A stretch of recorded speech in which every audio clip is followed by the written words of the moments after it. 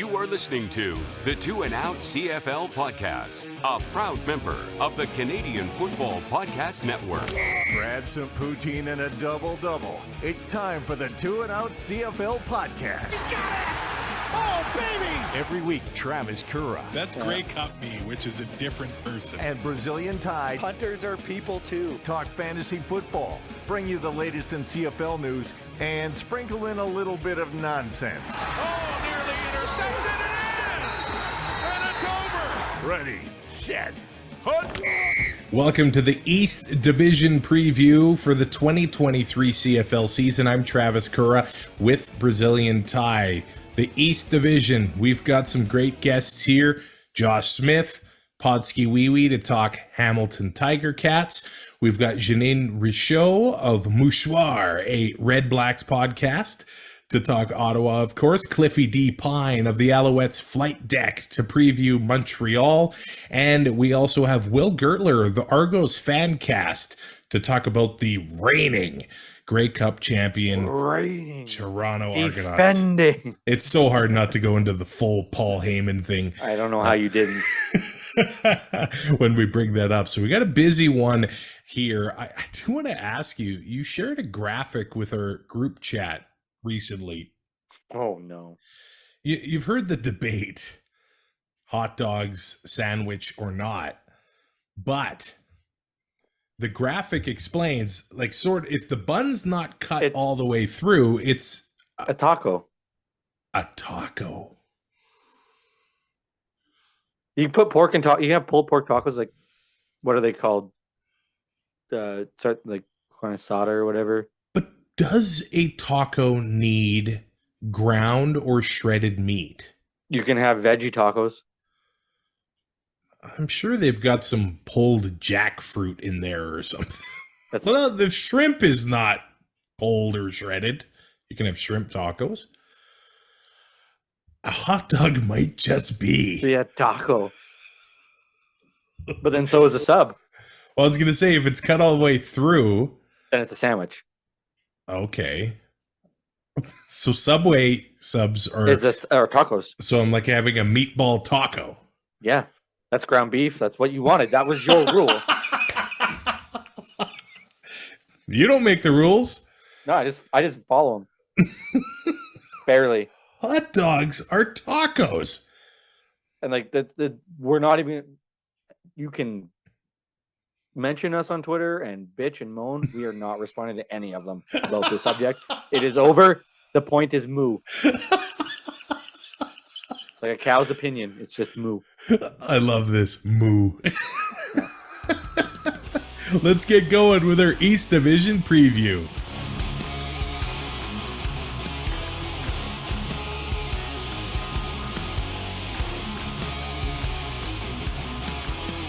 And joining the show now from the Alouettes Flight Deck podcast is Cliffy D. How you doing, Cliffy?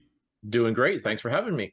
Now, I remember having you on in 2022 to get ready for the Alouettes season, and it was cautious optimism, or actually even above cautious. It was some pretty good optimism going into the year, but a lot has happened since 2022. A coaching change, a quarterback change, a ownership change. I don't even know where to start. Let's maybe start with the ownership. Did you find that maybe set them a little bit back when it came to off-season happenings like free agency and things like that?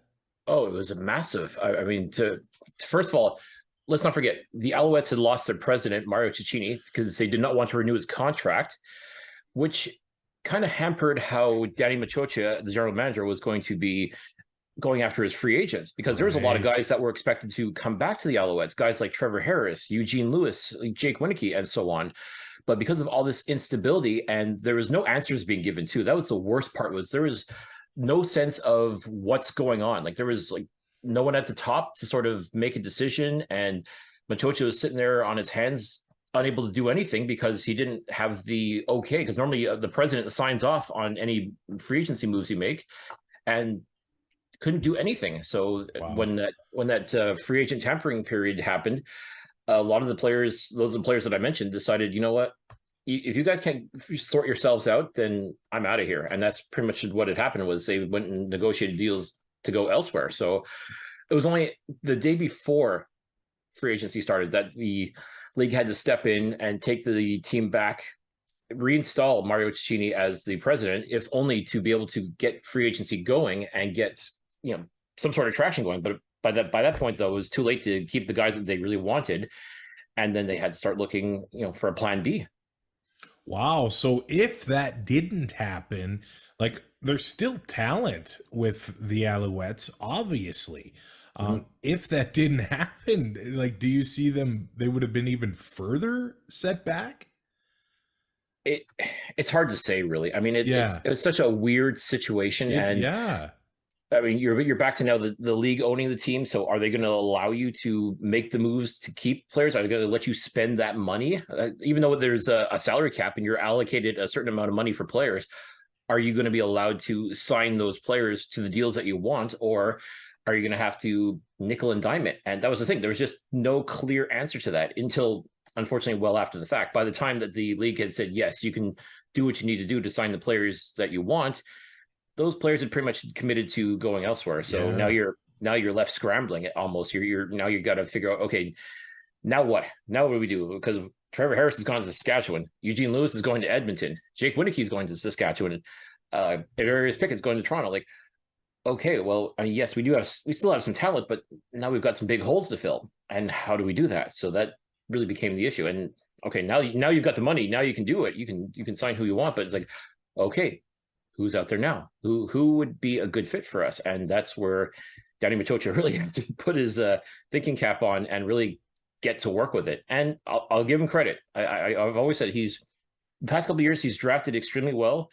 When it comes to free agency, though, it's kind of been hit or miss, but I think he's learned what to do and what not to do. And I'd say overall, he weathered the storm as best as he could and made moves that I think will end up paying off for the Alouettes in 2023. Trevor Harris, like you said, off to Saskatchewan, and now Jason Moss comes in as the head coach. Cody Fajardo from Saskatchewan signs in Montreal. Now, Jason Moss and Danny Machocha have history dating back to their Edmonton days, and Jason Moss and Cody Fajardo have history in Saskatchewan. Now, there was talk out of Saskatchewan last year that the quarterback of the OC didn't see eye to eye. Well, the fact that Montreal brings in Cody Fajardo tells me something completely different. And we know how things in Saskatchewan can just go out of control. You mean people overreact in Saskatchewan? Yeah, get out of here. News to me. How does it seem like that? And I know Anthony Calvillo is there. He's calling plays, right? So how's the situation or the relationship between the QB, HC, and OC seem right now? Right now, from what I've seen in training camp, it's coming along nicely. I have to say that Cody is looking pretty solid. I think the play calling is more suited to him. I think I truly don't think there was really a problem or per se necessarily with Cody and Jason Moss as like that coach quarterback relationship. They seem to be on the same page in that sense. And I remember seeing like Cody run a very solid 2-minute drill in one of the practice sessions. And I talked to him about it afterwards. And he said, yeah, Jason's letting me call my own plays. I'm like, that's great. So, okay, clearly any sort of discord or any sort of, any sort of malfeasance when it came to the situation in Saskatchewan last year, I guess either it wasn't there or they realized, okay, maybe there was a problem. Let's move past it. And it's a clean slate now. So let's work together instead of against each other. No, I think one of the strengths of the team last year, it was the running game for the Alouettes. And now we've got, hopefully, a full season of William Stanback. Antwi had some big games last year. Fletcher had some big moments as well. Stanback and Fletcher seems like it would be a great little combination the Owls have in the backfield. Oh, 100%. And a fully healthy and very motivated William Stanback coming back. I'm telling you, like and this is a contract year for him too. So you better believe he's going to be playing his butt off. He's going to go out there and prove that he belongs. And Walter Fletcher is no slouch either. Like this guy stepped in a huge way last year for the Alouettes. And let's not forget Jeannine Antwi. not a terrible running back. I mean, he's a very solid, very like he's built. He's cut from that same cloth as what Stanback and Fletcher are, as far as he's not afraid to lower his shoulder and get those yards. And then when he turns on the jets, he's gone. And to have not one, not two, but three outstanding, I'll go so far as the elite running backs in that backfield. I mean, Cody Fajardo's got to be thrilled. Like, at least if he can't find his receivers or if something's not working, he doesn't like the way the defense is being shown, he can turn to his side and it's like, okay, you take the ball to any one of those guys and you know good things are going to happen. Now, what do we have to look forward to as far as the receiving game goes? Some big losses, obviously, in the offseason. Tyson Philpott, the rookie from last year, was able to make some plays. Keon Julian Grant did as well. Chandler Worthy returning. Hergy Mayala returning. Maybe not as big of a season from last year as we've seen from him in the past in Calgary, but who's going to be able to get into that starting lineup and start moving the ball through the air for the Alouettes? Well, that's the beautiful thing is you got like three talented national receivers that throughout 2022, all three of them made outstanding plays happen. So like you've got like a mini Canadian Air Force, if you will, in Montreal. And who's going to join them? That's the thing. The Alouettes signed Greg Ellingson in free agency. And again, a very solid receiver. I know the injury concerns are a little bit prevalent when it comes to him, but if he shows up ready to go, and I'm excited to see him actually get some honest to goodness action in. Austin Mack, who's been, I'd say, a superstar throughout the training camp and even in the preseason game this past Friday against Ottawa, played outstanding football. Like this is a guy that has NFL experience. Just looked extremely solid. Doesn't look like the moment's too big for him either. Like he looks like someone that can get in there and really be a good contributor this year. So it's been interesting because the Alouettes had brought in so many receivers, sort of to I'm reluctant to say replace Geno Lewis because you cannot replace a Eugene Lewis so easily. Yeah. But someone's going to have to take that role. Someone's going to have to step up and be that guy, because at one point Eugene Lewis was that nobody on the practice roster, and then he got his chance and made the most of it. Now, who this year is going to do that for Montreal? It could be Austin Mack. It could be Keshan Abram. There's a couple other guys that have come in and made some noise as well. So, I mean, it's not going to be easy trying to steal the job from Tyson Philpott or Hergy Mayala or Keon Julian Grant. But if you're able to work in with those guys and complement them, I'm telling you, like there's a lot to like when it comes to this receiving core.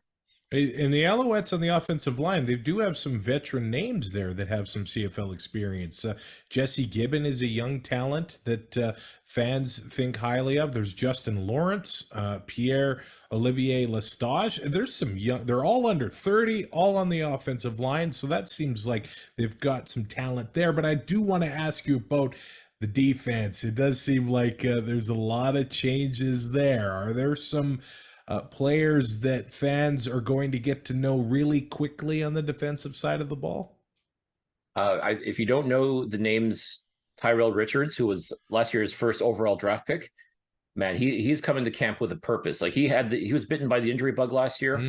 Didn't get a chance to really shine like he would have liked to, but I mean, he came into camp this year with a great attitude, even bulked up a little bit, but didn't lose any speed. That's the thing. Like this guy could be a defensive back. Like that's how fast he is, but he's lining up in the middle with guys like Tyrese Beverett and Wesley Sutton. Like these are guys that I think are going to make major impacts this year. Like I've been saying this throughout training camp is that don't sleep on this linebacking core. I mean, the defensive line is outstanding and has always been something that the Danny Machocha has wanted to improve upon and just make sure that they are dominant year in and year out. Defensive backs are always going to be, you're always looking for those ball hawks. And there's a couple of guys out there that I think will really make some noise. But I'm telling you right now, this linebacking core has all the potential in the world to really, really do some damage this year for Montreal. And I'm here for it. I think that from everything I've seen so far, like these are guys that are going to come in, kick ass and take names. And if you're an Alouettes fan, you've got to be excited about that. Hey, there's some names in the secondary too. Marc-Antoine Dequoy, Seontae Evans, Nafis Lyon, Najee Murray. There's some guys there that have made some plays in the CFL. So some names to look forward to seeing in on the back end of the defense for the Montreal Alouettes. I do need to ask you about the off the field stuff. It did seem like maybe they had a solid situation with Sid Spiegel and Gary Stern, but there was the tragedy with Gary Stern losing his father-in-law, and then he was kind of a colorful personality that fans seemed to love or hate. But now Pierre-Karl Pelado buys the team. Is now there a solid foundation for the Alouettes that we don't need to worry about for quite some time, hopefully? Well, I kind of made the joke. I wonder if the league, when they entered into negotiations and decided, okay, PKP is going to be the man that's going to buy and run the Alouettes, do you do a medical test on him just to make sure that his ticker's okay, make sure no other underlying medical conditions? Because we don't want to go through this again in 2-3 years. God forbid something happens, but no, I think honestly, they made a great choice in Pierre-Karl Pelado. Again, a local person, someone born and raised Montrealer, someone who is passionate about this. He has said, "This is my only focus right now." Like he's built a media empire, which is like nothing else in Quebec, and he wants to go national with it. And is even starting to slowly make that case because he's got TV rights he's got TV networks throughout Quebec. And he wants to go national. He wants to be able to have all of Canada. So come 2026, when the CFL rights become up for grabs, you better believe PKP wants in on that. So if he can show that he can make the Alouettes not only profitable and viable in the city, not just in Montreal, but throughout Quebec and even throughout Canada, if he can show that he can run this team and make them successful, that's just going to bode well for him when it comes time to negotiate for those TV rights. Because I mean, not just the French rights too. I want to believe he's going to find a way to be that competition that TSN and Bell Media are sorely lacking. And I think to me, that's going to be key. Is how well he runs the Alouettes is going to be a determining factor whether or not come 2026, if his company is going to have the chance to bid on the TV rights, not just French language, but English as well. And again, I think competition is going to be a great thing. It's going to hopefully make TSN step up their game and not be complacent as well. So it's going to be a very interesting couple of years. And so far, I will say, from what I've seen out of Pierre-Karl Pelado, it's been good. So far, everything I've seen has been good, and I'm really curious to see how it goes throughout the season and beyond. The Alouettes were 7-7 in 2021. They were 9-9 in 2022. What do they need to do in the early goings to get over that 500 hump in this season? They can schedule some games against more games against the REDBLACKS and the Argos, because right now those are the question marks in the East. If they can somehow not play the Ticats and Bo Levi Mitchell, you know what? No, I honestly think with this team, the way it's built, they're going to be competitive. I mean, and you know what? 9-9 may not be so bad considering. It's not a criticism against the East in general, but just the fact that it is still very competitive. It was a home game last year, so that's it. An Eastern team won the Grey Cup too. It wasn't, sure as hell wasn't a fluke. So, I mean, I think this Alouettes team is built to compete. I think truly this is a team that is going to make a lot of noise. I know a lot of people have already slept on the Alouettes. They're already starting to think the worst, especially too with all the off-season shenanigans and whatnot. And then people don't believe in Cody Fajardo, and I can understand why, because of how things ended for him in Saskatchewan. Yeah. But just being around this team and talking with them and just getting the sense that this is a room that's united. This is a team that really believes in itself. And as far as they're concerned, they're thrilled that everybody's sleeping on them. They say, let them, because they're going to be in for a surprise this year. And, you know, like I don't want to sound biased or anything, but I mean, I think this is a team that really can surprise a lot of people and be a lot more competitive than what they're being given credit for. Now they open up the season against Ottawa, so you kind of get your wish there right off the bat in the home opener. And I will be in Montreal in August with the Saskatchewan Roughriders, but I've got tickets to Metallica that night. So please pull some strings, my man. Get that game on the Saturday or something. I'll have to go pull the fire alarm or something. You know, just calling a bomb threat. Kidding. But I can't believe, like, the chances that they'll be at home the same day as a big, 70,000 people at the Big O for that concert. Right. So I mean, like, to me, if I'm the Alouettes, I'm begging, trying to find a way to reschedule that game because I'm sorry, but I mean, if you've got Metallica tickets, you're not giving those up to go watch the Alouettes. I don't care how good they are. I don't care if it is Saskatchewan coming into town. I'm sorry, but if you got a chance to go see Metallica, you go see Metallica. Two of my favorite things in the world. And hey, if I'm not wrong, isn't Our Lady Peace one of your favorite bands? And they're going to be at the Alouettes home opener? Let me tell you, when they announced that last week, I was beside myself with joy. That's awesome. Because here's the thing. They had announced earlier when they did the press release about the theme games that they're having. They had talked about how the home opener, they're bringing a big act in. Like, and I've heard this before. I've heard this team say they're bringing a big act, and it's some no-name Quebecois band that, you know, gets play on the radio in Montreal, but that's about it. Like, I mean, you ask anybody throughout Canada, they couldn't tell these guys from a hole in the wall. So as soon as they said, okay, we're bringing in a really big act, I'm like, okay, you know, let's see what it is. Let's see what it is. Sure enough, when I got the press release and they said Our Lady Peace, like, I what?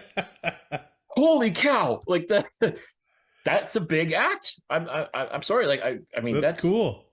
It's incredible. And yes, again, a huge Our Lady Peace fan. So, and I was even thinking about, like, when am I going to be able to see them again? Like, I know they're doing a bit of touring in the summer. I'm like, okay.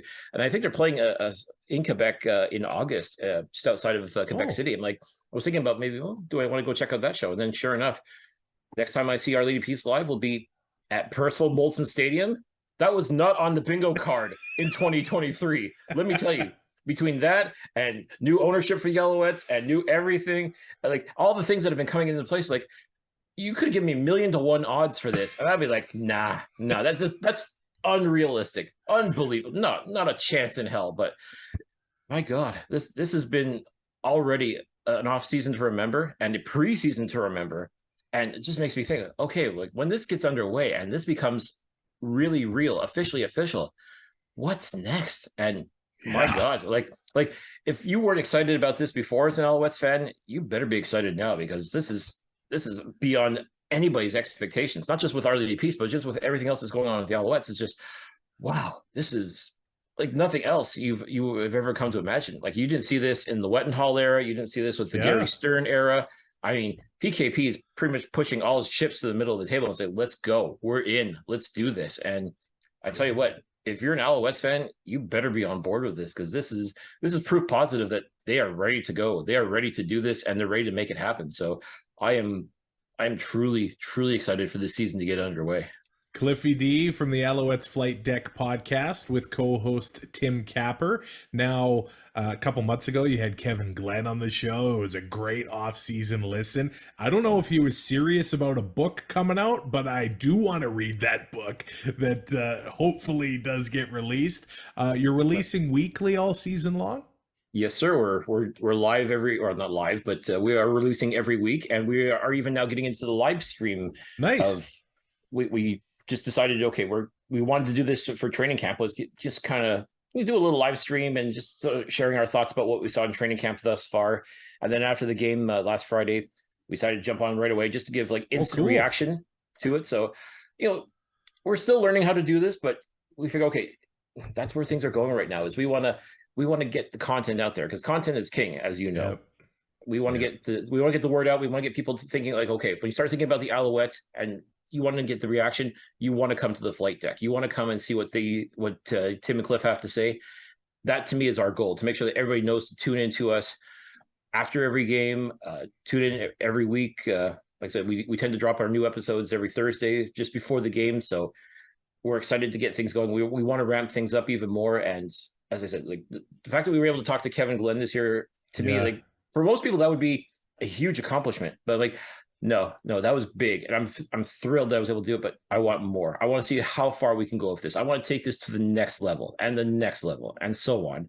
And I want to see where we can go with this. So I'm beyond excited to be able to do this. Beyond excited to be able to present with Tim a new episode every week, right all the way up to the end of the year. And man, never mind. Is it June yet? Is it?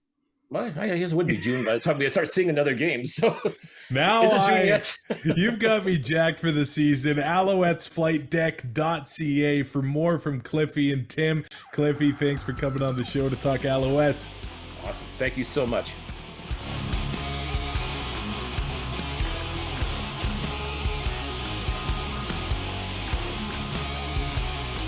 And joining the show to talk about the 2023 edition of the Ottawa REDBLACKS is Jeannine with Mouchoir, a REDBLACKS podcast. That might be my favorite podcast name to say, so thank you for coming on the show again. You're welcome. Thank you for having me, guys. Are you ready for the season? I know when we got preseason football on May long weekend, I don't know. I'm not quite in the mindset, but I forced myself into it. Well, you did better than me. I'm still not quite there. And, I don't want to sound like one of those people that hates change and like get off my lawn, but I kind of liked it when we started everything like Canada Day long weekend, right? Like it felt like it was time. It was Canadian football. So I'm having a harder time every season that the calendar moves up getting into it. But come for the first game, the home opener for the Ottawa REDBLACKS on June 15th, I'll definitely be ready. I have to say, and I'm looking at the past few seasons for the Ottawa REDBLACKS, they won 11 games in 2018. Yeah. Since then, they have won I don't want to hear it. 7 games. No, 10. Okay, well. So almost as much as they won in the single season in 2018. I wonder if that struggles kind of hurts the excitement that our nation used to have and the enthusiasm for the CFL every year. Oh, for sure. I mean, especially, I think we've talked about it a lot before, especially the times being what they are now. Everything is more and more expensive. You got choices to make about how you spend your money. It's really hard to convince people to get excited about a team that's won 10 games since 2019. Yeah. And then even harder to get them to, spend their money on coming to those games. So there's no doubt that it's had an impact. And to be honest, like there just doesn't seem to be a whole bunch up until, a couple days ago. There hasn't been a whole bunch of talk about the REDBLACKS in the media throughout training camp either. It's just kind of been, I think, it's your first point. It's early and people aren't used to having to talk about football this early yet. But we'll get rolling and, we'll see how things go. There's the first QB club on next Wednesday, I think, next Tuesday or Wednesday. So that's always a good time. They have players like Jalen Acklin and Lorenzo Malden and Devontae Dedman who come out and meet fans and do radio interviews. And those are the kinds of things that we'll start see picking up and hopefully drive a bit more excitement in the city. Speaking of excitement, I know the wins haven't been there, but the coaching change coming into now with Bob Dice, a full year, full training camp, full everything. Does that kind of help, or is that kind of a wait and see mentality in the fan base? For me, it's probably one of the most exciting aspects of the off season was the changes to the coaching staff. Because the talent has been there, but the coaching staff wasn't able to do anything with it. So I think there's going to be a bit of wait and see mentality, of course, just because there's been a few rough seasons. But by the same token, people like me who know, what Bob Dice is capable, what Baron Miles is capable of, what Kahari Jones is capable of, are really excited. I'll tell you one thing that's got diehard REDBLACKS fans excited too is Travis Moore coming back as both receivers coach and as passing game coordinator, which is really like expanding his previous duties when he was here.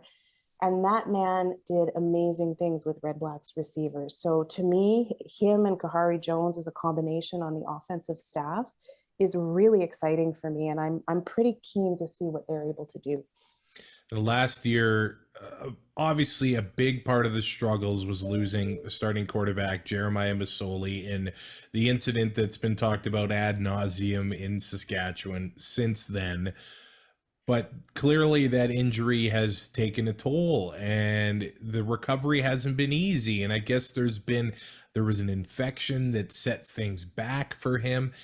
And right now it doesn't appear that he's going to be ready for week 1. Bob Dice says they're just going to take it as it comes with Jeremiah Masoli. That being said, acquiring Nick Arbuckle last year means that they have acquired a capable CFL quarterback who has had success in the league, but not having your number 1 ready for week 1, That's a tough way to start a season.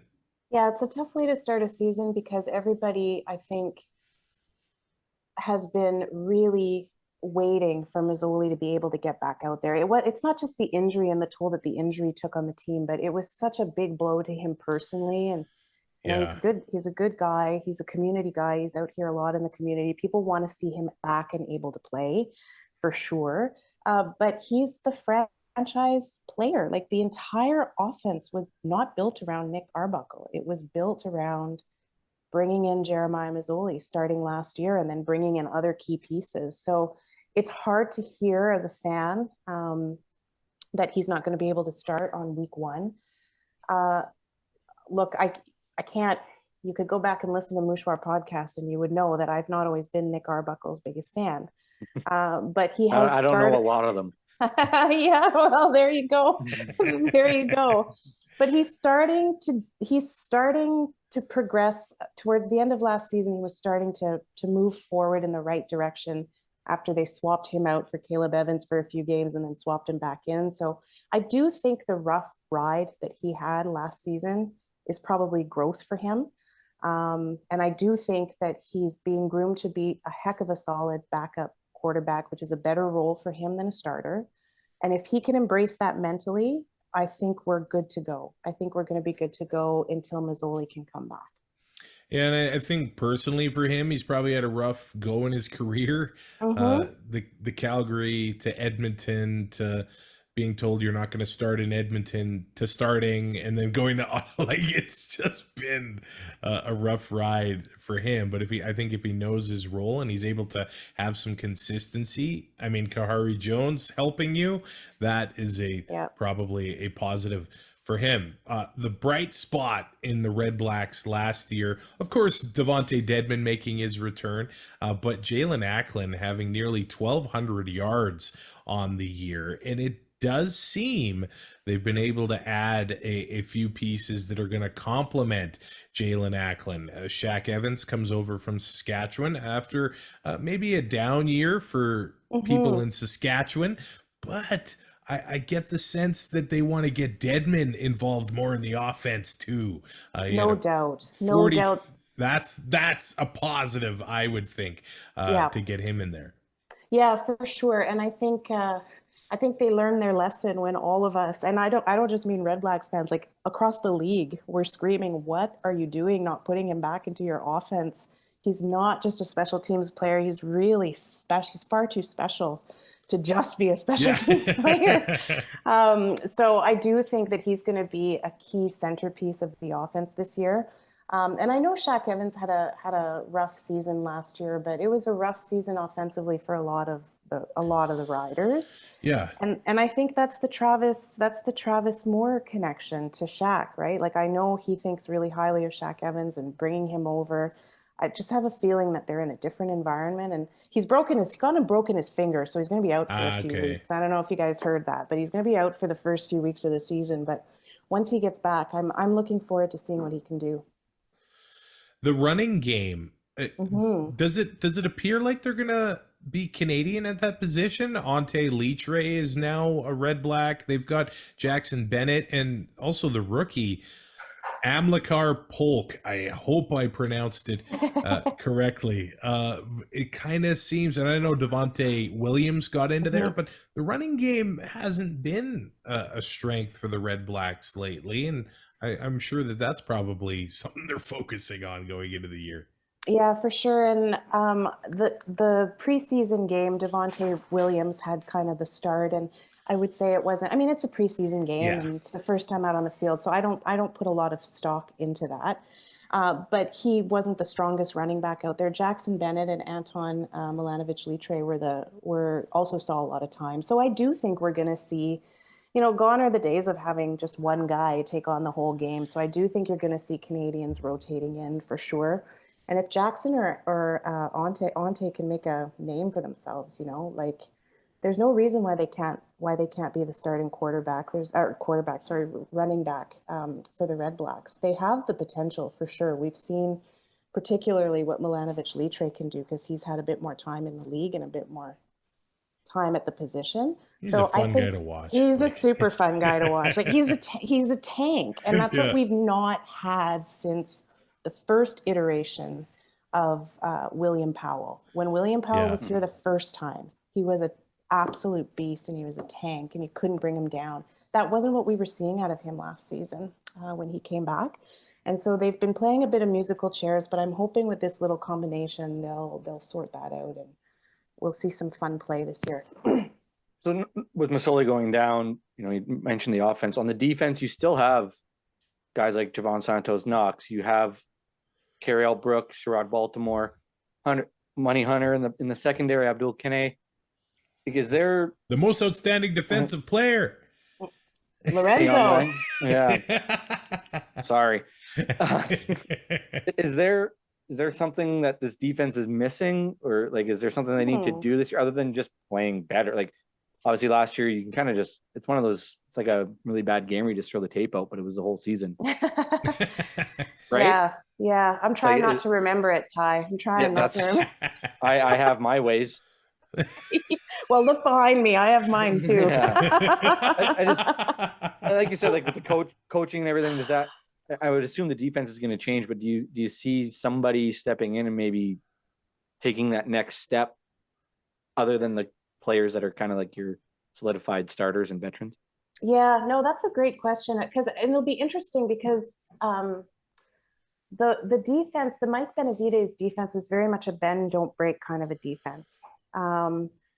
They gave up a lot of yards. But they, and a lot of time of possession. But they gave up field goals instead of touchdowns a lot of the time. That wasn't working for 2 seasons. That wasn't working. So out goes Benavides and in comes Baron Miles. And I do think we're going to see more aggression from the defense, maybe more pass rushing, like a bit more, maybe playing a little bit angry is what I'm expecting. I don't know if I could pinpoint one guy who's going to sort of come up through the ranks and stand out, but I do think that Lorenzo Malden is going to have another outstanding season. He was so incredible last year, and he found his place on the field, but also from all accounts in the locker room as a real leader on that defense. I just saw him a few weeks ago when the Ottawa REDBLACKS did their women's training camp. Him and Money Hunter were there. Money Hunter tore a pec, by the way, so he's now out for a few weeks. I was going to say, he didn't do it at that camp, did he? Because he did it at the camp. They did like a little. Really? They did like a little intra squad scrimmage. Oh no! Yeah, he tore his pec. So anyway, but my point is, I was chatting with those two last week, and they are hungry. Like they are super hungry, and they are ready to go. And they'll both play really big leadership roles. So for some of the guys we haven't heard too much about yet, who have come into the team, I think they're well set up with a new coach who's got a plan, but also real veterans, both the backs and oh my God, why am I blanking so much? Because we're recording this in May. Yes, that's why I can't talk. I just can't talk. The defensive line and the defensive backs is what I'm trying to get out. Yeah. We've just got a really good bunch of talent around there. So I'm excited to see what they can do with a different philosophy of defense. I guess I just want to ask you about the general feeling about football in Ottawa. And we kind of touched on it earlier, but you're right. Like the most of the news I see coming out of Ottawa is who's going to buy the Senators. Yeah. And maybe that is dominating the talk in the city right now. But are the REDBLACKS finding their way in to get people excited for the season? Not yet. And I think you're right, Travis. Like it has been dominating. You got Ryan Reynolds, no longer, but you got Snoop Dogg. It's tough to beat that. How do you beat that? How do you beat that kind of excitement? And I will say, it's good for the city of Ottawa to have this much interest in its hockey team for sure. Like it's been kind of fun to watch people's reactions, and I love it. I'm not a big Hawks Senators fan, but I totally love it. But it has totally dominated the sports news cycle. So I do think the excitement won't happen until the season really starts. I mean, they still got 15,000 people out for an exhibition game. That's pretty darn good. It's not bad at all. That's pretty darn good. So it's not, Lansdowne is still a great place to just go out for a night and watch a football game, grab a pint, be with your friends, and it will always have that. You know, you get a few more wins under our belt, and I really do think they can turn this around. Well, and I guess they were kind of in the boat as Edmonton with the long home losing streak, and they got the win against Edmonton, right? to end the streak last year. But you'd think with sort of that exciting team winning at home, that will make people more excited. And you'd think with an enthusiastic fan base, they'd be able to win more at TD Place. That has to be a big focus going into this year. Let's just play better at home in front of our fans. Sure. And I think that comes back to the coaching. Like, whatever, I have an enormous amount of respect for what Paul LaPolice has achieved as an offensive coordinator. And I was super excited, like many people, when he became the head coach. But for whatever reason, he had all the tools given to him and couldn't make it work. And Bob Dice, he came in, whatever it was, midway through the season, but still, you got to deal with all the baggage that comes with taking on a job midway through the season. It's not the same. This is a fresh start. It's an entirely fresh coaching staff.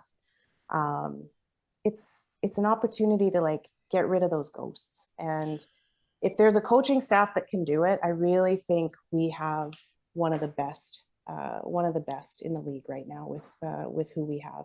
And I think that's a good thing to talk about. It does strike me that Bob Dice is probably one of the most popular guys in the room. So I want to run through a wall for him. Right? When he got the job, I just got the sense that the team just loved that move and that they'd be able to really be behind him. And then adding a guy like Kahari Jones, it just seems like that would inject a lot of energy into this team and belief in themselves going into 2023. And once they get Masoli back on the field, and Arbuckle's a capable guy too, there are bright things ahead because Sean Burke has made some pretty solid moves for this team. Malden was one of those guys that came over from Hamilton. And Jalen Acklin. Yeah, exactly. And Jackson Bennett, not as big of a star as the other two, but he brought key pieces from the Hamilton Tiger Cats that I think you're right. I think they've got two in Kahari Jones and Bob Dice. They have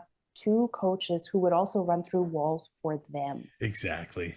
And I think that resonates with the players. Like I'm not saying that other coaches of past didn't, care about their guys, but there's just like Paul LaPolice and Rick Campbell never dance on the sidelines like Kahari Jones does. You know, like he just looks like he's having fun, like he's out there with them. He was a player. He gets it. He understands. I think that makes a difference.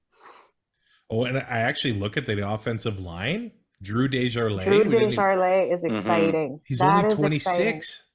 And the first overall pick, Dante Bull, 6'7", 326 pounds. Like they seem like a scrappy team that's going to beat people up in the trenches. Yep, absolutely. And we never give enough credit to the O-lineman, of course, unless you're the quarterback who's propped up by them. But when we saw the Drew Desjardins signing, that was like, whoa, we mean business. Like he's now I think the highest paid offensive lineman in the league, and for good reason. That's going to be fun. That's going to be fun. I got one last one. It's not football related. Okay. I know the last couple months you guys have renoed. Yes. I need to know because I'm worried. I am very worried about how Sadie is settling into her new digs. She loves her new digs. Okay. She loves her new. Don't worry, I was going to fly out there and you're going to take her. You're going to bring her. She wasn't happy. Where she was lying in a sunbeam a moment ago. She was living her best life, Ty. We sent her to a friend's house in Chelsea, Quebec, which is in the Gatineaus, like beautiful. And she lived there for 6 months, I think. And she had like a fireplace that she would curl up in front of. I think when we came and got her, she was like, no, I'm good. I'm good. You can leave me in my country home. I don't need to come back to the city. But she's settled in, so you don't have to rescue her. She's pretty happy now. Just making sure. I know, and I appreciate Ty because everybody asks about Fergus, but Ty always asks about Sadie. Everybody asks about the dogs. Like, I know. We can count on Ty for getting the hard-hitting questions, right? Right? I actually thought he was going to look for Renault tips and turn this into an HGTV episode. I'm done. I got him. I'm more of a Food Network guy, but little triple D. Oh, I can. This is getting carried away now. It's like a regular show. I get myself too excited, and I haven't eaten breakfast yet. So breakfast. Yes, Jeez. I realize we're recording this at 6:30. Oh, but Eastern. it's got it. Yeah. It's still 20 after 4 here. I'm awake for another 13, 14 hours. Yeah, so that's also fair. My schedule's a mess. Yeah. Speaking of schedules, thank you for coming on the show this week. We are on the doorsteps of June, and by the time this comes out, it will be June. We will be excited. Yes. More Mouchoir, a Red Blacks podcast to come this season. Yes. Yep. In one form or another, we will be back this season, hopefully soon. That is good to hear. I would tell people to follow you on Twitter, but the wasteland that is Twitter is not as fun anymore. So maybe people will see you at a TD place. It was really fun on Monday night. On Monday night, what was Alberta right. election? Yeah. I didn't go near it. I was on it all night. And I don't even get a vote. I didn't go near it. Hey, thanks for coming on to chat Red Blacks with us. It's my pleasure, guys. Have a good I was going to say weekend, but it's really not the weekend yet. So have a good rest of the week. We will. It is my weekend. It is for you. Every have day a good is my golf. Saturday. Have a good golf game, Ty.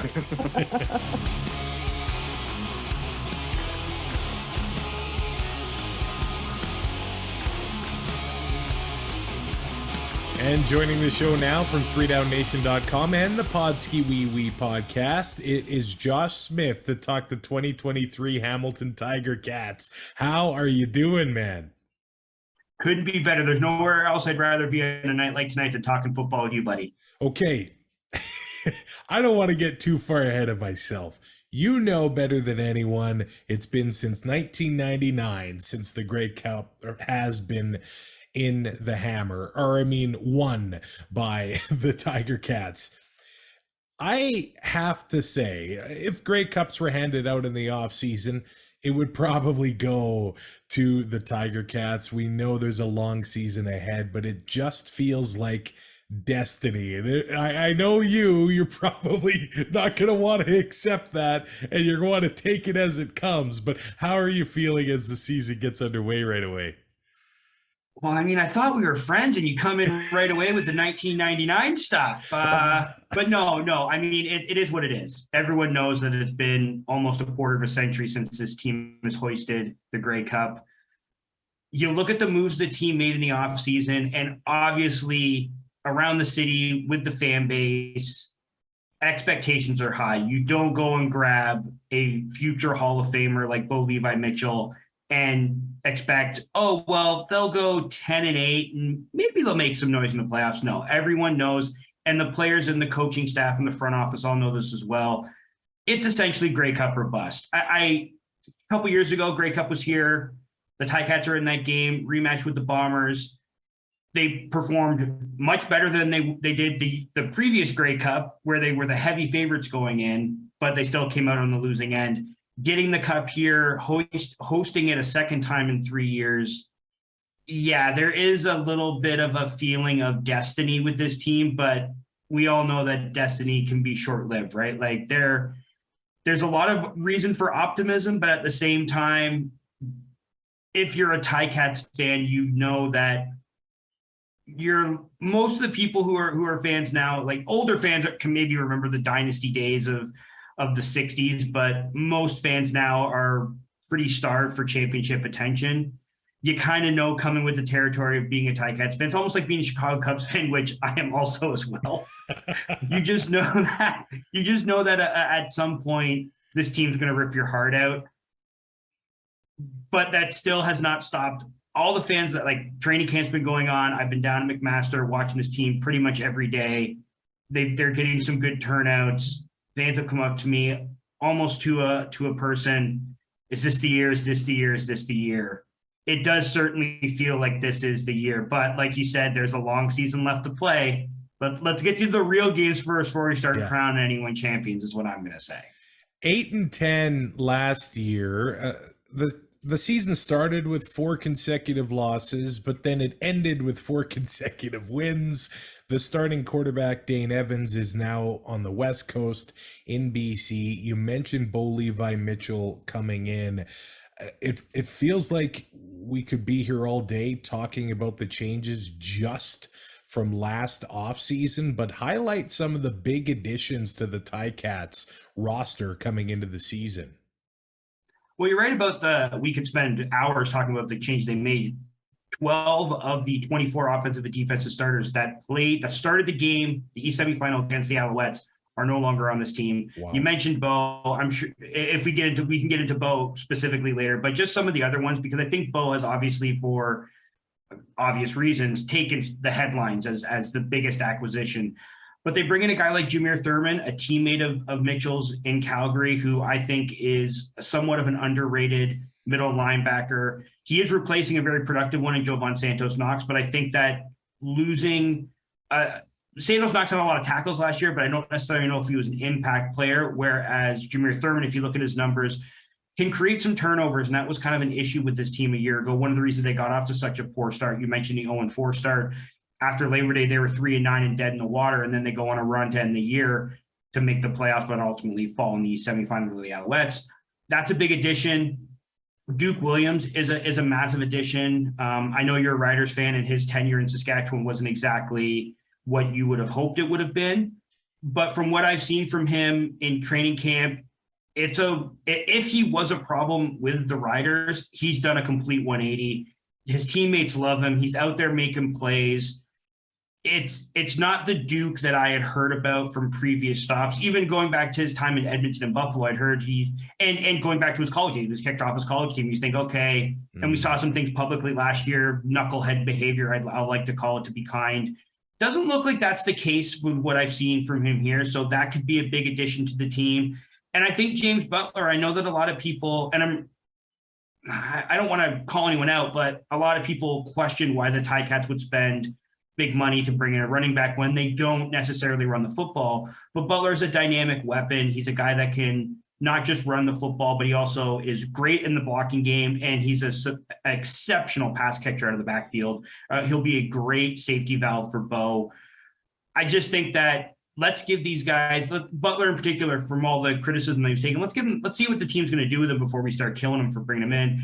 And then I think maybe the most important addition that is talked about, but maybe not talked about enough, is bringing in a guy like Joel Figueroa to be that stalwart left tackle.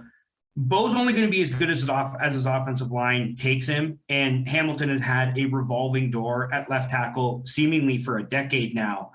To get a guy like Figueroa, who started his career with Hamilton, left to go to Edmonton and BC, and became one of the league's best left tackles, to get him back, even at substantial money, I think was a worthwhile investment. The Ticats this offseason, they made the big splashes with Bo and Duke, but they also really buttressed both offensive and defensive lines. And I think that's the key to winning in this league. You win with your Canadians, you win with a top flight quarterback, but in football at every level, you win with great play along the offensive defensive lines. And with what the Ticats are able to bring in this offseason, I think they're going to be amongst the top units, both offensively and defensively at those positions.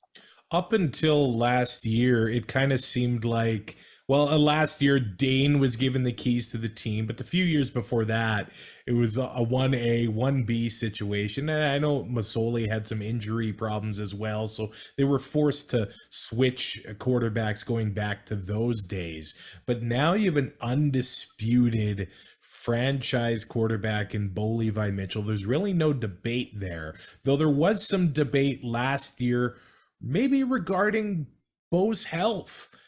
How has he looked in Hamilton so far? There's been question marks around the shoulder and things like that going back to Calgary last year, but how's he doing now? In a word, fantastic. It doesn't look like the arm's bugging him. I don't know if you were able to watch any of the preseason game. He didn't play much, but he wasn't afraid to chuck it deep. That has been what I've seen at training camp. He's been willing to go deep with the ball. He's made just today, he made a phenomenal throw deep in the end zone to, I think it was actually Duke Williams who ended up catching the ball in a nice corner route. Again, it's training camp. It's early. He's had probably the most time off because he was benched last year in Calgary. To say if anyone tells you they don't have any concerns with Bo, I think they're lying. And I include Ticat fans in that. There's obvious concerns. He wouldn't have been traded from Calgary if the Stampeders thought he was still the guy that he was 5 years ago, leading them to championships. You know what I mean? So those questions are there. But as a player who always, even when he was considered the best in the game, played with a massive chip on his shoulder, it's going to be even bigger this year. I just get the sense that physically he's as healthy as he's ever been, at least in this 30-plus age range. Like, obviously, when he was much younger and injuries were an issue and he started basically every game, there was no problem. But since the injuries started creeping up, kind of post-2018 Grey Cup championship for them, I feel like this is the healthiest he's been. But I also feel like his attitude and just the way he's approaching the game is in a way that he just won't allow himself to be denied sort of that opportunity to now. He said it himself in his introductory press conference, like, the Calgary Bo is gone. I want to make a new legacy here. And it reminds me in a lot of ways of Ricky Ray getting traded to Toronto, a guy who, or even Henry Burris getting traded to Hamilton, a guy that the teams thought he's kind of done. And I know Ray had his injury issues with the Argos, but he comes in immediately, wins a Grey Cup, wins another one 5 years later. Like, Burris came to Hamilton, had his best statistical season, got this team back to the Grey Cup for the first time in 15 years in 2013. Then he goes to Ottawa, wins another MOP, wins another championship, goes out on top in his 40s. I get the same sort of sense from Bo coming here. He's a guy who is always confident. You see that all the time. But physically, as you asked, he doesn't look to be hindered at all. But it's the end of May, beginning of June. Let's see what Bo looks like in September, October, November. Let's see how the body's holding up after he's been taken. Maybe he takes a few too many hits. You know what I mean? And in the Labor Day Classic, like, everyone looks great now. I'm sure everyone you're talking to from every team is like, everyone looks awesome. Yeah. Let's see how they look at the end of the season before we can really judge it. But from what I've seen, it doesn't look like he's hindered at all physically. From the outside looking in, I wonder if one of the biggest challenges for the Ticats this year is managing personalities. Chris Edwards has a history with Ticat fans. Does he ever? Some recent history. You mentioned Duke Williams. I mean, I think fans around the league probably give Simone Lawrence a harder time than he probably deserves. But it goes without saying, those are some big personalities, and they're all on the Ticats. I wonder if that's a bit of a challenge for them this year. Well, add Bo into that too. I know he's a quieter guy, but he's someone who has spent his entire career. If you like him, you think he's confident. If you don't like him, you think he's cocky and arrogant. Yeah. There's some big personalities on this team. There's some combustible elements. And honestly, I get why people who haven't been there, and this is the unique perspective that I can give you, having been, I think they've had 16 training camp sessions, and I think I've been to 13 of them, maybe even 14 of them. It's a unique perspective that maybe others can't give. I've seen them interact on the field. You know, really, and we've heard these stories of the year from training camp, right, where they're battling with each other, even though they're on the same team, and fist fights happen. Yeah, I haven't seen any sort of confrontation like that with Duke Williams, for instance. Him and Lawrence. So Lawrence Woods, who last year was the return man, has now taken over as the field side corner for the team.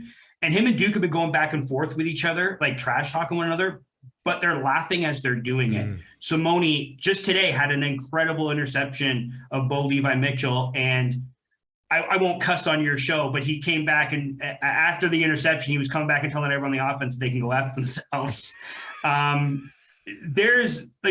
There's competition, and like you said, there are big personalities here. Don't get me wrong. But it seems as if the team is going as kind of Bo goes, and the leadership with the team from the coaching staff perspective, a lot more calm, a lot more reserved. Like, you don't see Orlando Steinhauer get fight. He's not a Jason Moss type, right? Like, you're not going to see him argue and fight with a Gatorade container. It's but the players themselves, like I can understand, because honestly, when the team announced all these signings, that was my initial reaction. Like, how are these guys going to coexist?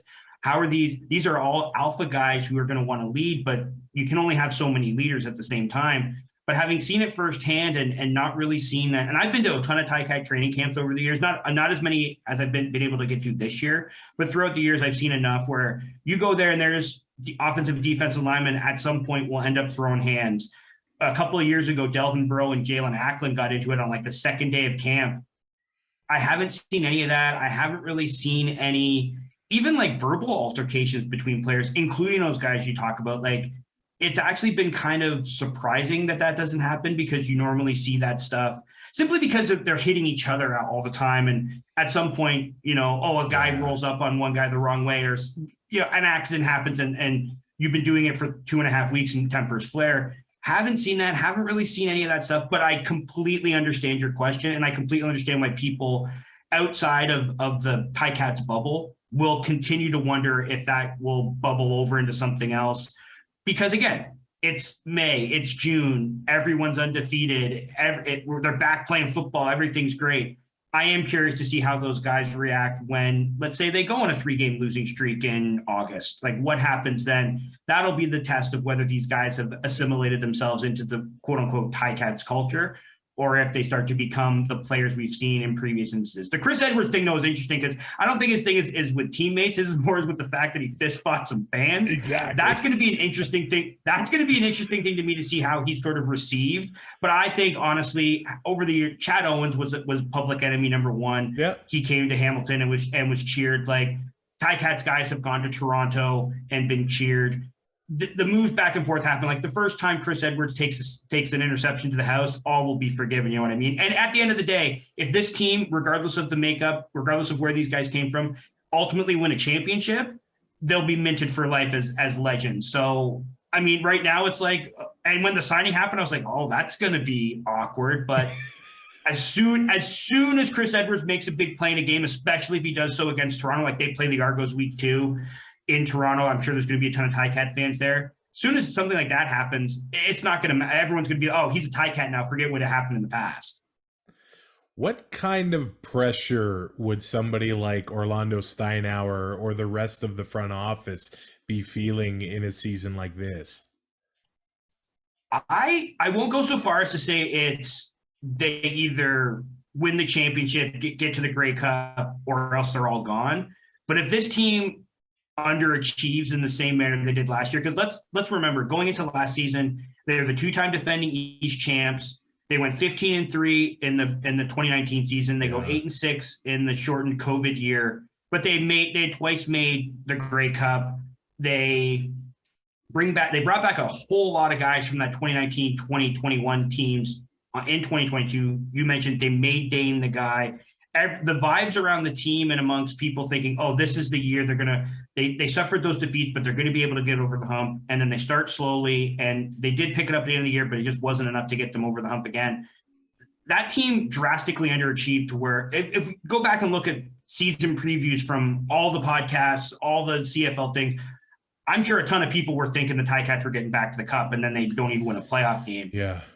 I think that there's been enough, I won't say goodwill because that doesn't get you anything in pro sports, but I think the front office and like the Ticats leadership, like your Bob Youngs, your Scott Mitchells, guys like that, I don't think they have an itchy trigger finger when it comes to now. If they go 4-14 and everyone's going to lose their jobs. But if this is a team like, let's say Bo does suffer an injury and they're forced to go with Matthew Schultz for 6 games and they finish 9-9 or maybe they make the East final. I don't necessarily think like it will be a failure. Don't get me wrong. And we'll call it out as such.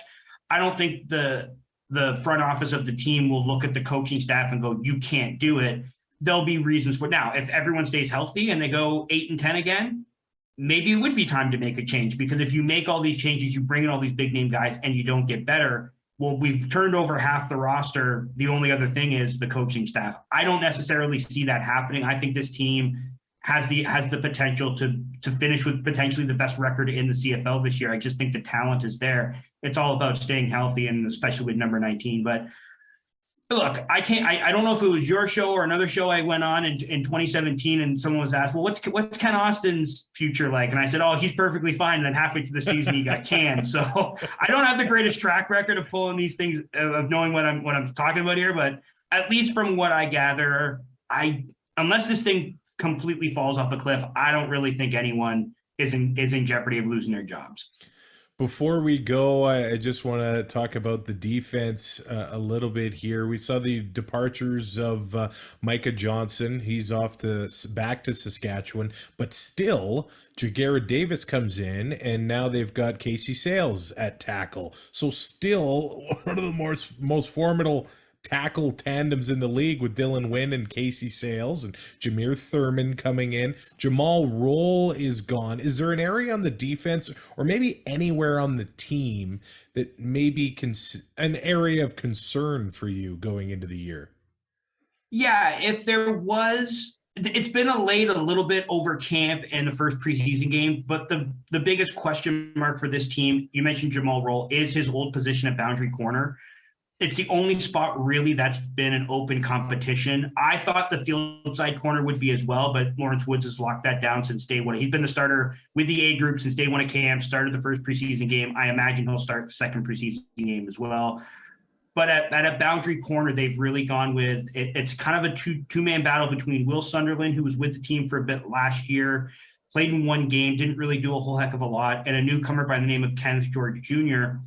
He started the first preseason game. He played fairly well, and he's looked really well in camp. That's probably the only spot on the entire roster that's really up for grabs. Like, James, we know we won't go through the offense again, but everyone kind of knows who's going to be the guys there. On the defense, you mentioned some of the guys in the defensive line. It's not only that. They brought in Kwaku Boateng, who can be a starter in this league. They re-signed Malik Carney, who I think, like, we all remember Lorenzo Malden last year in Ottawa. He came from Hamilton, and I think Carney was re-upped simply because they saw that what they lost in Malden and didn't want to make the same mistake a second time. You mentioned Casey Sales, you mentioned Dylan Wynn, you mentioned Jagara Davis. Let's not forget Ted Laurent. And Ted Laurent looks to be in the best shape I've ever. You're going to see him in the first week of the season. He does not look to be the same Ted Laurent. He has slimmed down considerably. Doesn't look to have lost any power, but has added some agility to his game. I remember seeing him the first time. I was like, who's wearing Teddy's number 97? And I turned around and it was him. I was like, you got to be like, it's a noticeable improvement in his body shape. Yeah. And I've told everyone, and I've said, when they come to camp, like, look at Teddy. It's been one of the things that I tried to point out to people, and they're all just kind of like, whoa, where'd the belly go? Like, he does the belly rubs in the sack. It's not going to be as big this year. But then we talked about the linebacks a little bit with Chris Edwards, Simone, and Jameer. Like, it's a very experienced group, a very veteran-laden group. But if there is one area that could be of a concern, it is that boundary side cornerback spot. But I think given the talent around them in the secondary, they brought in a guy like Javian Elliott from Calgary, who has a lot of potential. Tunde Adeleke, still one of the best safeties in the game. Richard Leonard still here. And like Lawrence Woods is a newcomer at the wide side cornerback spot, but how often do we really see guys throw to the wide side, right? Like that's a killer ball for guys to have to throw that 65 yards across the field. You don't see it a ton. So it's really that boundary spot, because that does get a lot of attention. But I think there's enough talent around whoever they decide to pick there, and I think it's going to be George to at least start the season, that I don't think it's a major concern. But if there was one area that I would tell people to keep an eye out for, if you're going to watch the preseason game and going into the regular season as well, that's the spot that I would kind of highlight as the one area where there's actually a true question mark as we head towards the season. Josh Smith from 3downnation.com and the Podskee Wee podcast. You're approaching 250 episodes of the show. We're hearing from you weekly all season long on 3downnation.com.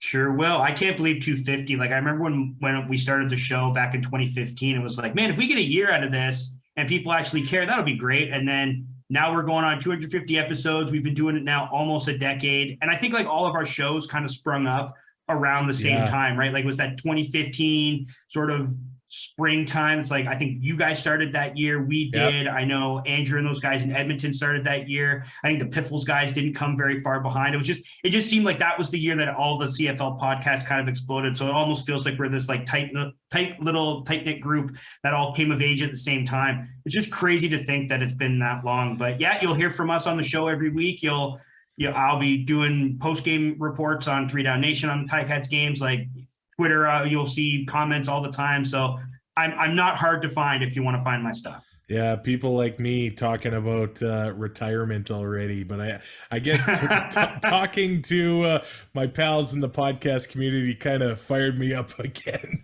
for the season. So we'll see what happens in November.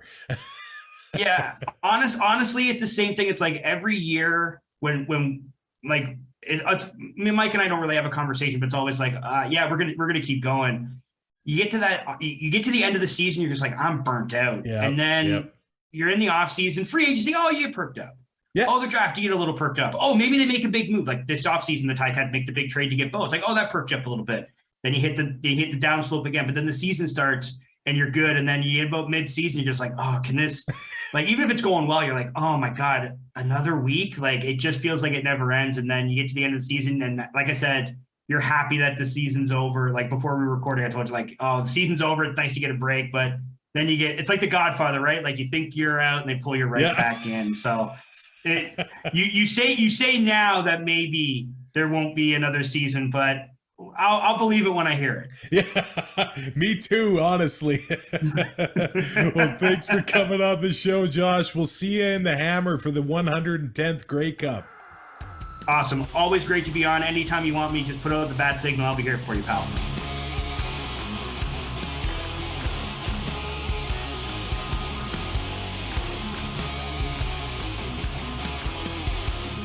Joining the show now to talk about the reigning Grey Cup champion Toronto Argonauts going into 2023. It is Will from Argos Fans. It's good to see you, and thanks for coming on the show. Thanks for having me on. Now, I got to ask you, something pretty special happened in the offseason. Of course, the Argos win the Grey Cup, and the Grey Cup paid you a visit at your house. You got to tell us this story. So the Argos, one of their employees, it was his allotted time with the Grey Cup. So what he decided to do was, over, I think it was a 2-week period, they chose 109 season ticket members and drove around the GTA. Yep. Wow. And I was lucky enough to be chosen as one of the members who got a visit from the Grey Cup. So, they came, 2 Argo employees came by with the cup on it was a Tuesday morning, and I'm sure different people did different things with the cup, but we had it in my kitchen. We got to take pictures with it and everything, got to look at all the names on the cup, and only thing I couldn't get my dog wouldn't go near it. Really? I think he was scared of his reflection in the they polished her up for you. Yeah, but it was a great initiative. It was awesome to have that in your kitchen. And as the guy said when he left, 110 trips next year. Man, that is so cool. Now the quest for the 110th Grey Cup is underway. But big changes for the Toronto Argonauts, I guess most notably at quarterback, with McLeod Bethel Thompson going to the USFL in the offseason. It does look like Chad Kelly is going to be the man behind center to start the season. Not much CFL experience. I mean, he does look like he handled himself well in the big game in Regina last fall. But how are things looking at training camp under Chad Kelly with the Argos? Well, as you know, Chad Kelly didn't play in the first preseason game because of some elbow soreness. Yeah. We're told he's okay and will take some reps on Thursday at the home preseason game in Guelph against Ottawa. But I was there for a couple practices in their blue and white scrimmage, and he's looked good. Oh, I mean, cool. at practice, he has a lot of zip on that ball. He is very accurate, threw, a couple touchdowns in that scrimmage. The only day I saw him sort of struggle was the day where it was kind of rainy and damp. So that day would have been for the defense. So Chad Kelly, I'll concede it. It's, we're wondering if he can replicate what he did over those last 10 minutes of the Grey Cup over an 18-game season, but so much relies on him right now because there isn't a whole lot of depth behind him. Now, he is surrounded by some players that have had great success in the CFL, including right next to him or behind him in the backfield in Andrew Harris, who is back for one more ride in the CFL. He didn't play much last year due to injury, but AJ Ouellette comes in and he had a big Grey Cup punching the ball into the end zone, and they do have some talent in the backfield. Even Daniel Adebaboye, he was drafted last year and is another Canadian back there. If I remember last year, they weren't able to have much rushing touchdown success. I have to wonder if that is a focus for the Argos going into this season. Yeah, you have to think that they're thinking along those lines. I mean, both Harris and Ouellette were free agents headed into the offseason, and they both did. They brought both of them back. Now, they did play in the same backfield in the Grey Cup, but whether they will, over the course of the season is not known. But yes, I can definitely see them wanting to try to take some pressure off Kelly earlier in the season by having Ouellette and Harris split a run-heavy offense. They also have, a guy like Javon Leake who established himself as a returner in the Grey Cup. He's somebody who I kind of want them he's somebody I want the Argos to try to get in that offense a little bit more. I think he has some potential. And they also like this young man, Deonta McMahon, that they signed just before training camp. He looked pretty good in the preseason game, but he's only, he's a 5'9" running back, but shows good moves out there. So I think they like him as well. So yes, they've definitely made running back a focal point. And, it's the CFL, so you never quite know how run heavy they may go, but indications are they may try to go that way, at least in the early going. Now, Brandon Banks was one of the big additions to the team last year. And early in the season, it kind of looked like things were not clicking and the team wasn't getting along at all. But it ended up coming together at exactly the right time and they win the championship.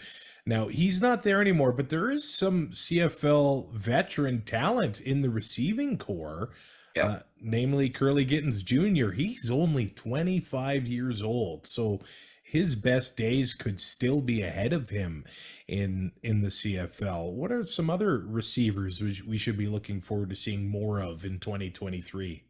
Yeah, so the Argos brought both Deveris Daniels and Markeith Ambles back.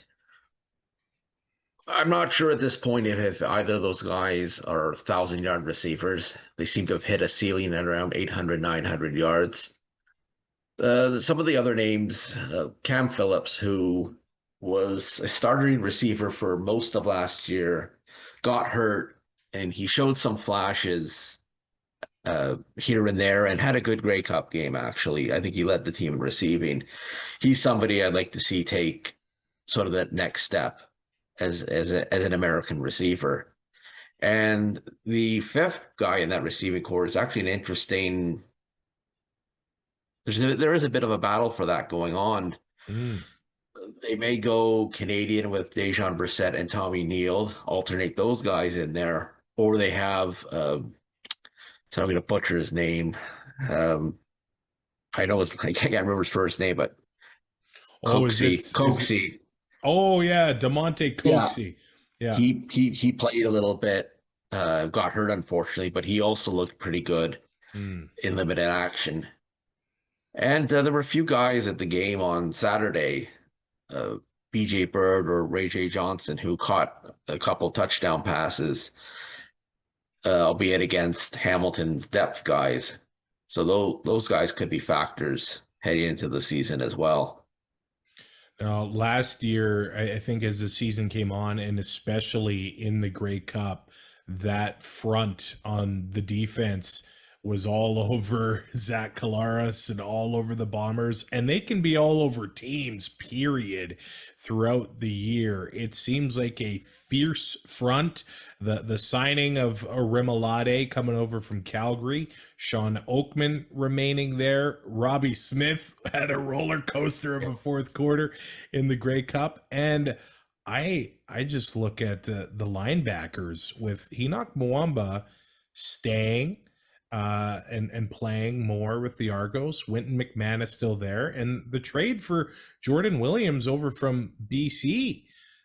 That front of the defense seems like it's still going to be fierce going into this year.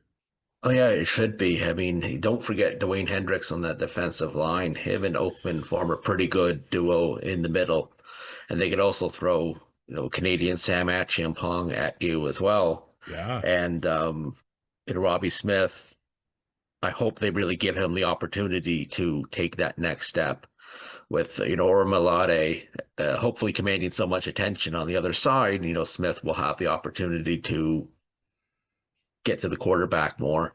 Don't forget Keith Costigan too. They signed him from Edmonton, I believe, and he has a motor as well. So that depth on the front four, yes, is definitely great. And I'd love to get an Argo defensive end or defensive lineman get more than 10 sacks, because I don't think that's happened in a couple of years. wow. And I mean, that linebacking core, wow. I mean, they signed a Darius Pickett as well from Montreal. They send back, Winton McManus, who was one of the best defensive players in the East until he got hurt. Enoch Mwamba, his MVP performance in the Grey Cup speaks for itself. Darius Pickett, he's new to the Argos, but in Montreal, all indications in Montreal, he was a great Sam linebacker. And Jordan Williams, they gave up a first round draft pick for him, sure, but they picked up a guy first overall who a good Canadian, and is going to be a good succession plan when it comes to Mwamba. If a couple years down the road, when he retires, you get to replace a Canadian with a Canadian. So they're setting themselves up for the future, and kind of makes me wonder if they're going to try and run a bit of 3-4 on it sometimes with those four linebackers there. Now, we talked about the quarterback. Is there any other maybe question marks you have on the roster going into the year? Sure. Yeah. The boundary side of that secondary, Jamal Peters signed with the Falcons in the offseason. And the Shaq Richardson also didn't resign. Right. And he was the boundary halfback. So that's your half, your 2/5 of your secondary there. The other three guys are back. And what I think they had this guy, Maurice Carnell IV, come in midway through the season last year and, picked off a bunch of, I think he got 4 or 5 interceptions in place of Shaq Richardson when Richardson was injured. Now, Carnell had a knee injury late in the season last year, which he's not yet recovered from. So he's going to be out of the lineup for a few weeks. And what I think the Argos are looking at doing is having Robert Priester play that boundary corner. He was on the team last year, kind of played everywhere. And Robertson Daniel, who they acquired from Calgary in that trade a few years ago, play that halfback spot. The problem I might envision is Robertson Daniel has been injured both years in Toronto. He's played, 1 or 2 games each year and hasn't been able to stay healthy. Priester got a bit nicked up in the preseason game against Hamilton. I think he's okay, but there's no, confirmation on that. So it would be curious to see those guys, whether or not they, carry it over to actual game experience versus just, in practice and things like that. So yeah, if there was one area I did have a bit of concern, it was the secondary. And I kind of want, like, I don't think it's like the 90s anymore where CFL teams are putting out 2, 3, 4,000-yard receivers.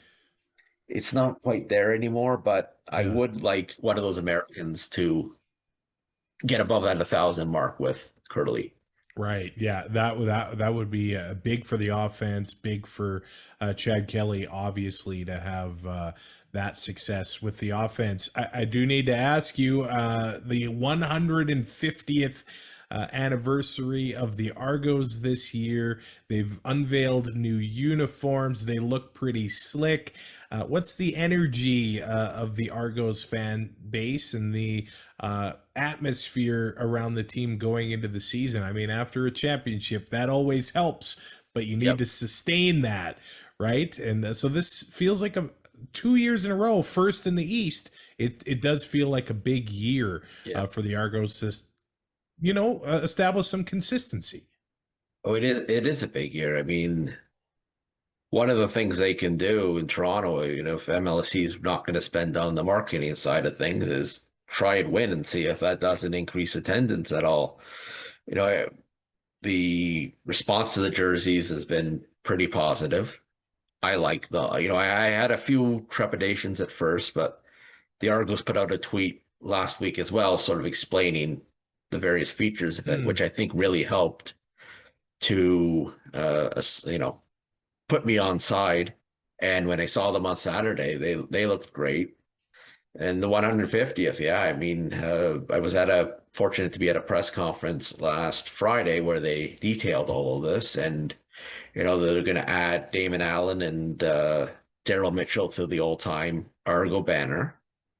They're going to count down, the 150th greatest moments in Argos history throughout the season, and hopefully a lot more. So I think the positivity amongst the fan base should be great right now. It's just a question of getting the rest of Toronto to notice. Yeah. And hey, you're a bit of a historian yourself, so I think just personally for you, the 150th anniversary is pretty cool. Yeah, they had a committee of 5 people going through the Argos history to count down those 150th moments, and looking forward to seeing what they came up with. Oh, that's cool. I think the energy out of there is cool, and I think Chad Kelly, he's a big personality. I think he's kind of a marketable guy, and if he can have some success right off the bat, that'll be big. That'll be big for the Argos. You know what? My understanding is he maintained a presence in Toronto during the off season. Wow. He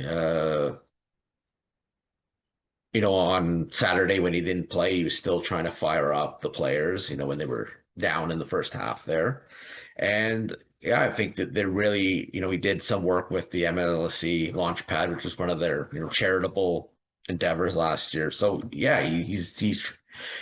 are. I mean, I think Enoch Mwamba was the face of is still sort of the face of the franchise. That Grey Cup and his reaction. Yeah. How do you not love that? I don't care who you are. It was amazing. It was amazing. But it became a running joke during the offseason. Oh, Enoch's got the cup again. I don't know if he still believes what happened that night in Regina.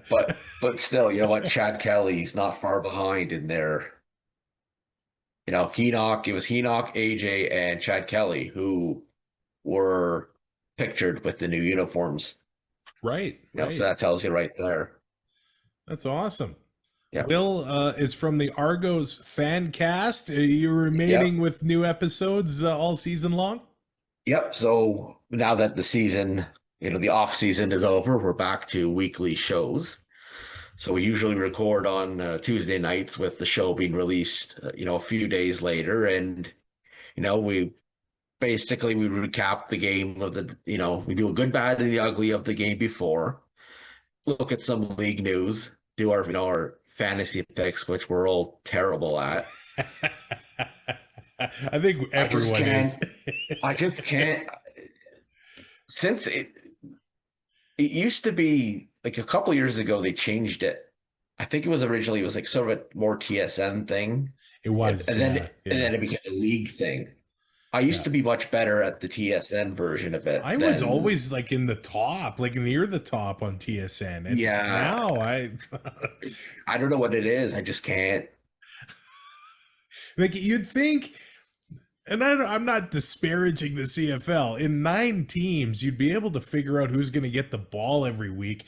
But with 5 receivers in any offense, it changes all the time. And it's more challenging than maybe a fantasy player would think. So it's worth giving it a shot. And I'm going to have some Argos in my lineup anyway.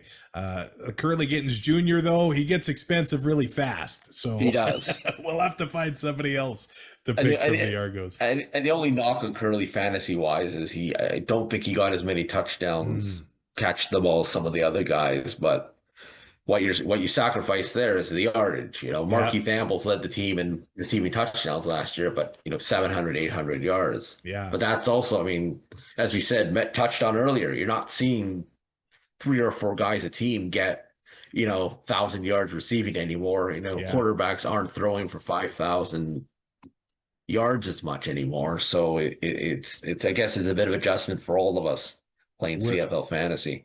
Well, Will, thanks for coming on the show. Enjoy the season on the Argos Fan Cast, and we got to get some more season ticket holders because if they win the Grey Cup again, 110 visits, that is the opportunity, I think, of a lifetime for any CFL fan. I love that they did that, and it's cool that they saw you. And hey, thanks for coming on the show. Thanks for having me.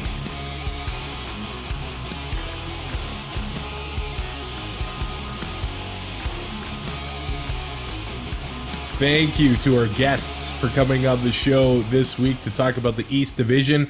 Josh, Jeannine, Will, and Cliffy getting us ready for the 4 East Division teams in 2023. You can rate, review, and subscribe to Two and Out on your favorite podcatcher. On YouTube, you can like and comment on there.